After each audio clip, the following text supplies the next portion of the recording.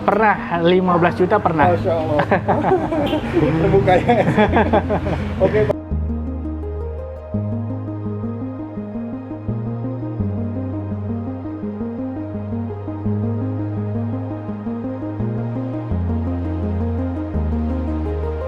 Ini Pak, perkenalkan nama Bapak, usaha berapa lama, lokasi, dan berapa cabang hingga saat ini Pak?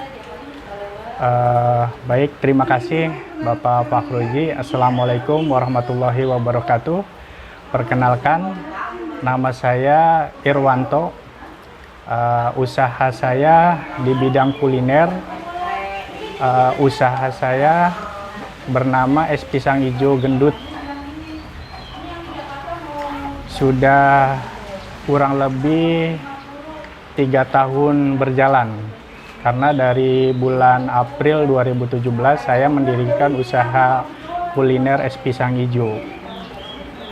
Untuk alamat usaha saya di Jalan Kebun Kelapa Raya, persisnya depan RSUD Matraman, Utan Kayu Selatan, Jakarta Timur. Sudah berapa cabang saat ini? Untuk saat ini kita masih punya 2 Pak, yang masih efektif. Yang pertama cabang yang ada di Jalan Cendana 2, yang keduanya di Jalan Kebun Kelapa Raya depan RSUD Matraman. Dua-duanya masih aktif? Dua-duanya masih aktif Pak.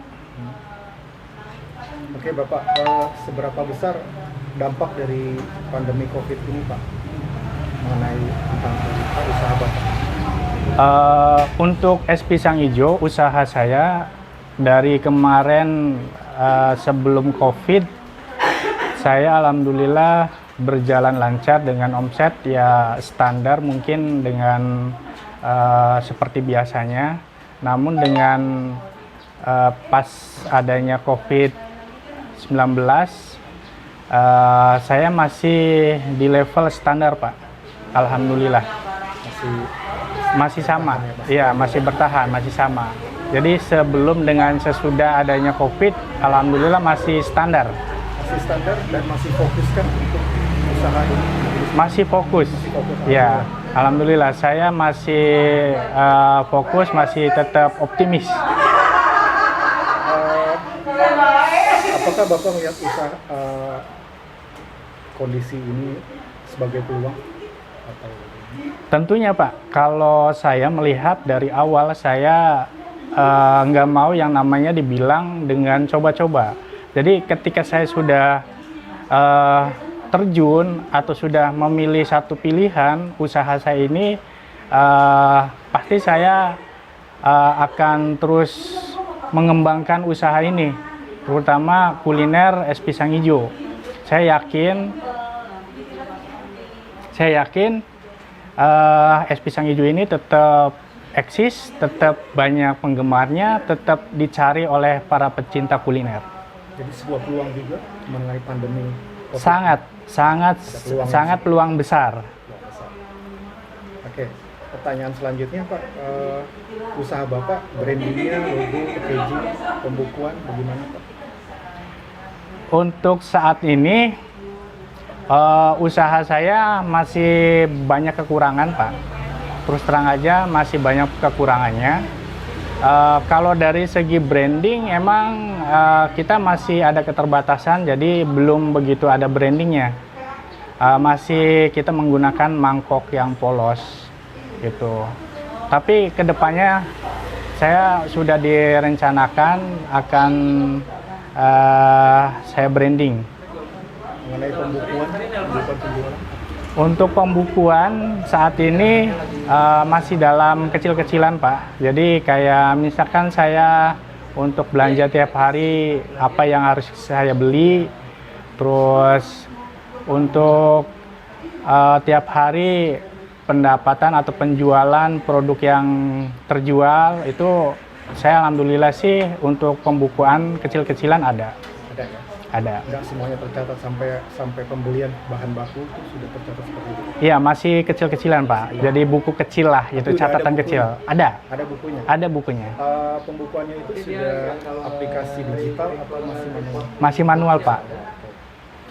Terus mengenai marketing Pak, marketing promosi gimana Pak? Untuk marketing, emang saya belum bisa menggunakan jasa yang lebih profesional.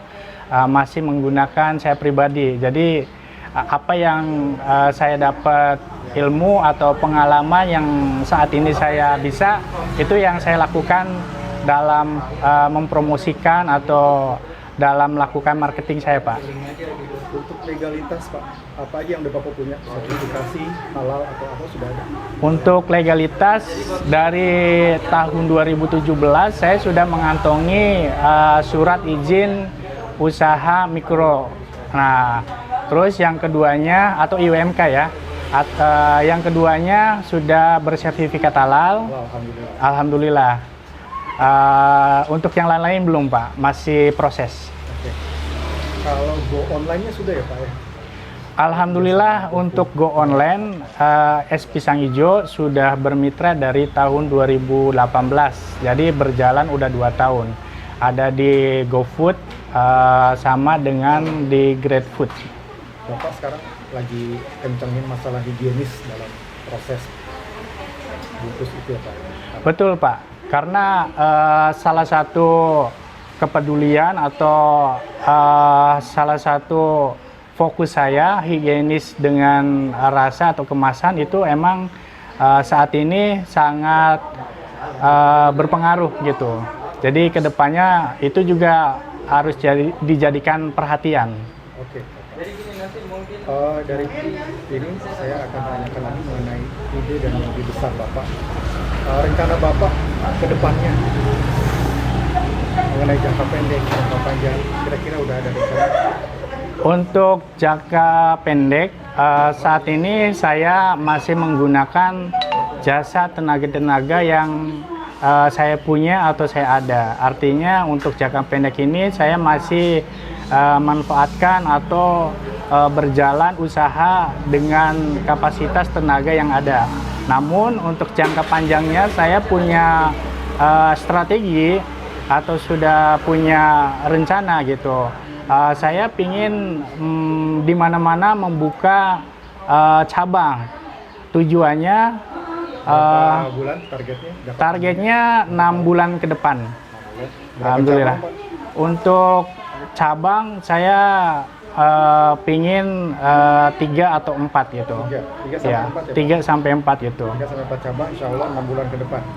Jangka pendeknya mungkin masih Kita evaluasi yang sudah ada. bagus ya, kayak gitu, Ya. Pak.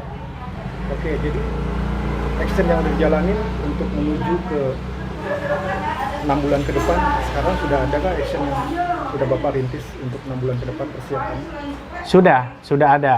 Yang pertama, selain kita nanti akan direncanakan mencari cabang, yang terpenting lagi kita menyiapkan tenaga untuk produksi. Jadi sangat berkaitan. Ketika kita mau membuka cabang, secara otomatis cabang itu akan membuka peluang para karyawan atau tenaga kerja. Namun kita sebaliknya juga akan memperhatikan untuk tenaga produksi gitu. Jadi sangat berkaitan. Ketika nanti saya akan membuka cabang kembali beberapa tempat, selain untuk karyawan yang sebagai menjual produk gitu, saya sendiri akan mempersiapkan tenaga untuk produksi. Oke Bapak, sehubungan dengan tadi target di atas Pak, Bapak siap Pak untuk komitmen karena pencatatan dari digital ini, rekaman digital ini Bapak tadi bilang 6 bulan ke depan untuk buka 3-4 cabang. Apakah Bapak siap berkomitmen? Nanti kita datangin lagi ketika 6 bulan ke depan, kita tanya lagi Pak gimana? Sudah berapa cabang kan? Insya Allah siap. Masya Allah. Insya Allah siap. Oke Pak, sekarang ini ada pertanyaan ini aja Pak, pertanyaan yang di luar dari tadi yang lain. Dampak terbesar apa Pak yang membuat usaha Bapak bertahan hingga kini? Apakah ada komunitas yang membuat Bapak bertahan dan berkembang? Apakah ada seseorang, individu kah? Siapa coach atau siapa? Persona, komunitas, persona, atau lembaga yang bisa Bapak bikin maju, semangat gitu? Kuncinya untuk kita tetap bertahan dan maju, kegigihan kita sendiri. Kegigihan kita sendiri, kita tetap membuka untuk berteman atau mencari komunitas-komunitas untuk bagaimana kita saling bersinergi, saling sharing gitu kan. Jadi kita tidak bisa bertahan satu usaha itu dengan tanpa orang lain atau tanpa komunitas atau para mungkin ya sahabat-sahabat kita gitu kan. Kalau saya lihat Bapak di sini kaosnya OKOC, Bapak berarti ada, apakah OKOC memberikan dampak yang baik buat perjalanan Bapak selama usaha ini? Untuk saat ini saya emang sengaja menggunakan kaos OKOC Pak. Saya tergabung anggota OKOC ini tahun 2018 setelah saya mempunyai usaha 1 tahun yang lalu. Kenapa saya lebih memilih komunitas OKOC? Karena OKOC ini yang digagas oleh program pemerintah DKI Jakarta. Jadi saya sangat ketertarikan ikut gabung. Mungkin dengan saya ikut OKOC ini banyak sekali manfaat yang membantu untuk usaha saya lebih berkembang. Dari individu Pak, apakah ada sosok individu yang menginspirasi Bapak dalam kegiatan usaha Bapak sekarang?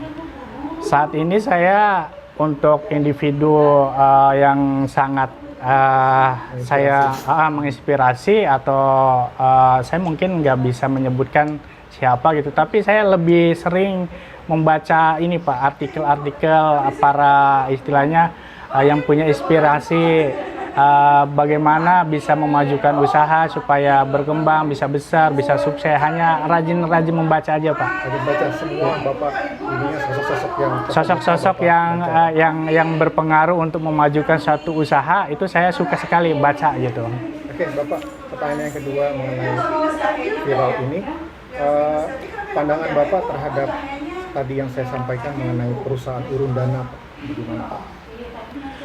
Urun dana ini Pak, kalau saat ini emang di Indonesia belum begitu didengar oleh para UMKM.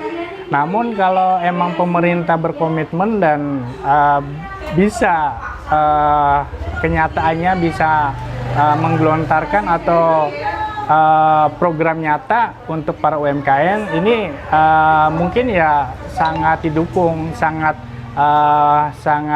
kita sangat berterima kasih gitu. Karena yang saat ini UMKM juga terkendala oleh masalah dana. Jadi kalau tadi Bapak bilang kalau pemerintah lebih serius memperhatikan UMKM dengan bentukan urun dana ini, apakah Bapak siap membuka diri untuk bekerja sama apabila ada investor atau pemerintah ingin membuka semacam perusahaan urun dana BUMN untuk menjangkau? Pastinya Pak, pastinya. Bapak membuka diri untuk bekerja sama? Membuka diri Siap, ya. siap. Pertanyaan terakhir Pak, ini pertanyaan yang ini nih Pak. Pernah berapa omset tertinggi Bapak yang Bapak dapat Omset tertinggi saya sehari-hari ya. Mungkin kalau tinggi banget Pak. Iya, yang tertinggi banget ya. Pesanan atau apa? Dari 2017 itu saya puncaknya 2018 Pak. 2018 sampai saat ini 2020, alhamdulillah di tahun-tahun itu saya mencatat ada satu event atau satu acara yang menurut saya itu emang itu omset terbesar saya gitu. Karena ketika ada event-event ini satu pesanan yang benar-benar anggaplah produk saya ini diborong dengan partai besar gitu. Jadi mungkin di 2018, 2017, 2020 ini selalu ada Pak. Kisaran berapa nggak itu waktu itu? Ini saya harus mentelanjangi sendiri nih ya. Jadi Satu hari loh Pak, kalau misalkan nanti bisa. Alhamdulillah sih Pak, saya mungkin nggak menyebutkan nominalnya. Jadi ketika kemarin ada pesanan itu ya alhamdulillah rezeki yang sangat luar biasa. Terus saya manfaatkan dengan mungkin dana-dana yang itu untuk mengembangkan usaha kita Pak. Yang pasti di atas 2 digit, 10 juta satu hari pernah dapat? Pernah 15 juta pernah. Masya Allah. Terbuka ya. Oke Pak, saya sharing buat para mau yang UKM mau melakukan usaha, wirausaha dan teman-teman UKM yang lain Pak, nasihatnya atau bagaimana? Baik, pesan dari saya khususnya para UMKM, kita jangan berputus asa. Insya Allah badai pasti berlalu. Jadi Pasti berlalu. ya badai pasti berlalu. Saya kutip, saya kutip dari satu buah cerita Pak. Saya akan bercerita ada seorang ayah, dia ada kepentingan yang sangat urgent. Dia keluar dengan anaknya mengendarai kendaraan mobil. Ketika di jalan, si anak ini bertanya sama ayahnya, "Ya, ini di perjalanan kelihatannya gelap gulita. Cuaca sangat sepertinya mau turun.